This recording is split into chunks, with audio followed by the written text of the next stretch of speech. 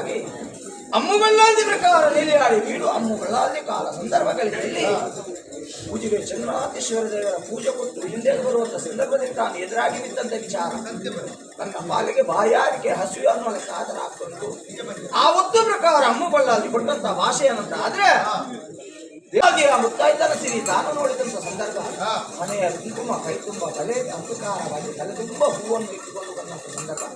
ಆ ಒಂದು ಪ್ರಕಾರವಾಗಿ ತನ್ನ ತಾಯಿಯನ್ನು ಕೇಳಿದ ಭಾಷೆಯಂತ ಕೈ ಹಿಡಿದ ಹಿಗ್ಗಾಟೆಯಲ್ಲಿ ಕೇಳಿದ ಸಂದರ್ಭ ಅಮ್ಮಗಳಾದಿಯ ಕಣ್ಣಿನಲ್ಲಿ ಕಣ್ಣ ನೀರು ಬರುವಂತ ಸಂದರ್ಭ ಅಣ್ಣಪ್ಪ ಮಾಡಿದಂತ ಮಚ್ಚಿಗೆ ಔಷಧಿಗೆ ಪ್ರಕಾರವಾಗಿ